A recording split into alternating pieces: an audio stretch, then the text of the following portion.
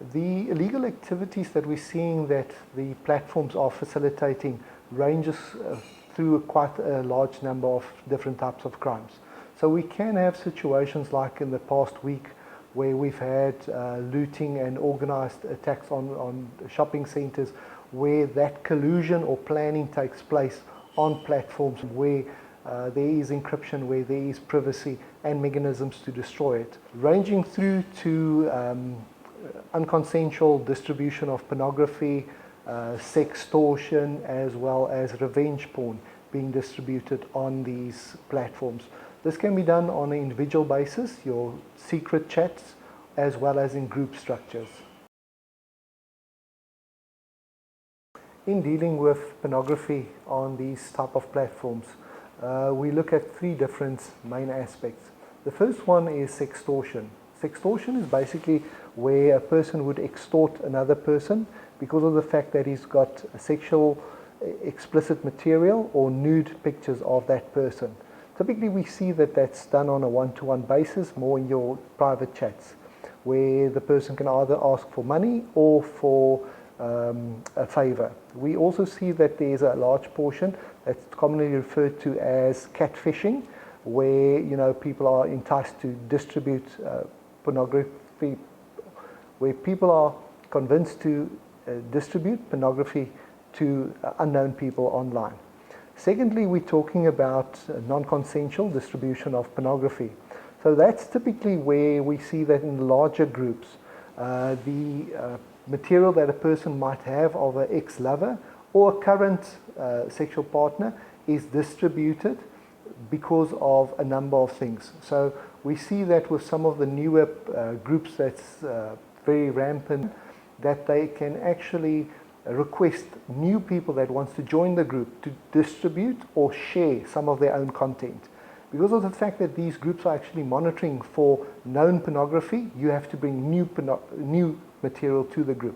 So that's when we see that a person will share some material that he's got in his possession without the permission of his partner or the person of who the pictures was taken. The third aspect that we've got is the revenge porn aspect. That's typically where a person does not extort the person prior to releasing the material, but where they are releasing that material to cause harm intentionally to that person, to get back to that person basically. Because of the anonymity that these platforms provide to them, the ease of republishing the material, we see that if there's a takedown notice served on a specific group, the admin of that group can really easily republish that material. Also the fact that some of the platforms are hosted internationally, so the jurisdictions that apply on where the material is makes it very difficult for law enforcement to investigate it. On a more social side, I think with the lockdown and the complications that it brought to people, everybody was working from home, couples couldn't get together, so there was also a distribution of consensual sexual material between partners that couldn't be together. That could have ended up on these type of platforms. And I think also there's an aspect of that people got bored. I think that there was a lot of strain on couples in terms of relationships, so that could also have increased the revenge porn aspect of it. And I think it was just a perfect storm that we faced with lockdown as well as the consequences that that brought.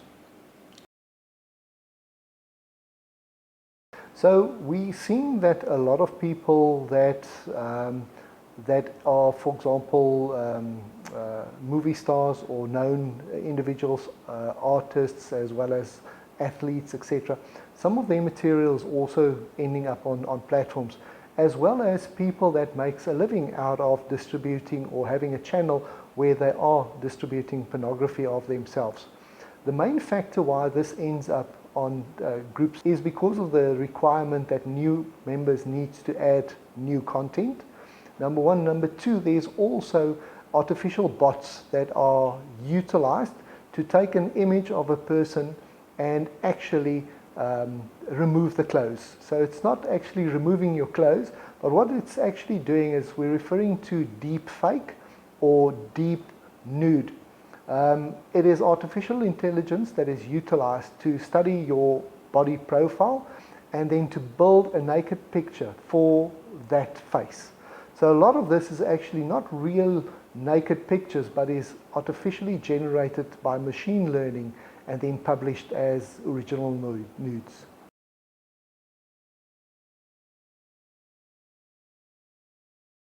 We see one of the most challenging aspects of having nude pictures on the social media platforms is the ability to claw it back, to get it removed. It's really, really complicated in the sense that a lot of the platforms is not really enforcing their own platforms, their own policies on the platforms, and for people to make contact with a human a lot of times is impossible. If you phone the support groups, you'll see that you're speaking to a computer, or you can only write them a text and you get no feedback. So it's really difficult getting the material removed. If we look at the types of transgressions that these publishers are guilty of, it is quite a long list of criminal offences that they're committing. So we've got number one, the new Cybercrimes Act that was approved by the President. In terms of section 16 of it, a person is not permitted to illegally distribute a data message containing pornographic material. Number two, we're also sitting with that it's a transgression of the Films Publication Act. It can also be character defamation.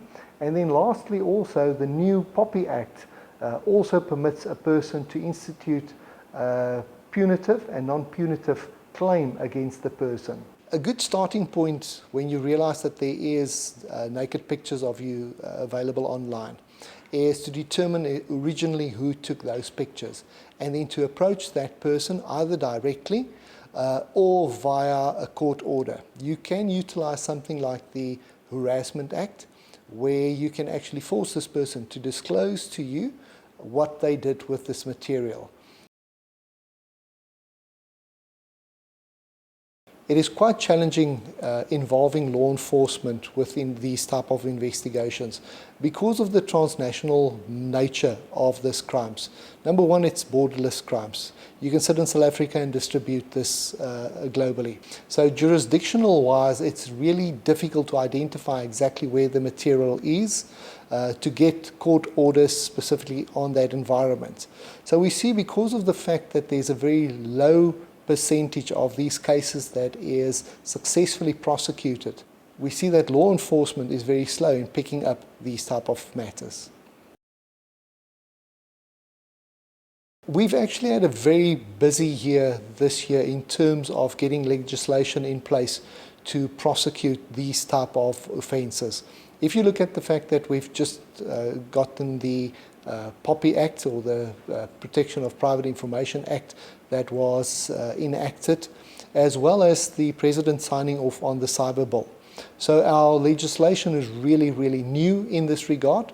We've got sufficient legislation to prosecute these type of matters, but I think it could be challenging because these acts are so new in terms of how law enforcement as well as the courts will interpret and utilize these pieces of legislation. The type of legal recourse that a person has if they realize that their naked pictures are distributed without their consent online would involve laying criminal charges, as well as instituting civil matters against the person. So in that regard, you can open defamation charges against a person. The new Cybercrimes Act also legislated. The 𝗶𝗶𝗶𝗴𝗶 Act, the Protection of Private Information Act, can give you the ability to institute a civil case against the person, as well as laying charges in terms of the Films and Publication Board.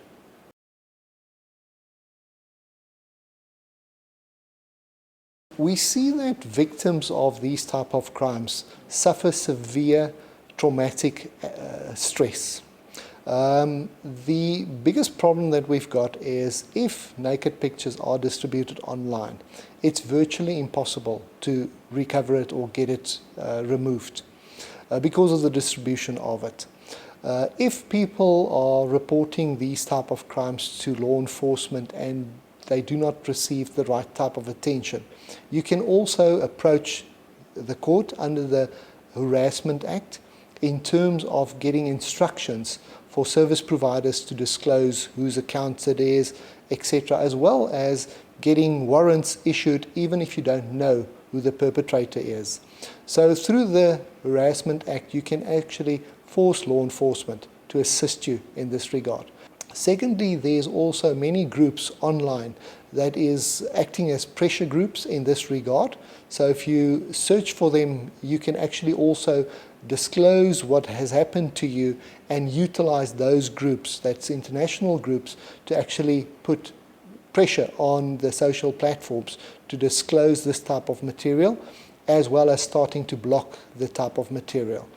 All the social platforms allows you to report the material, and they do say that they'll remove the material, but we've seen that that is not always as effective.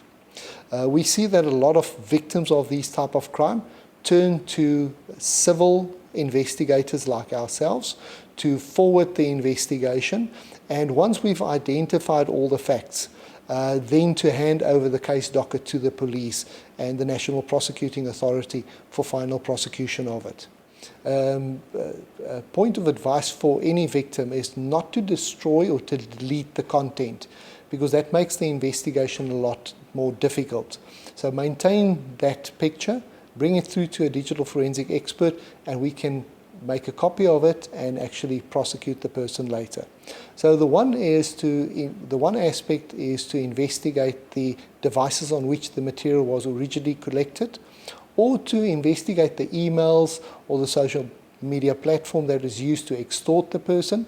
And the third aspect is to investigate the platform where the material is actually posted. So who's the members of the group, who posted the material, etc. And then lastly, to assist the victims in takedown notices or handing the matter over to law enforcement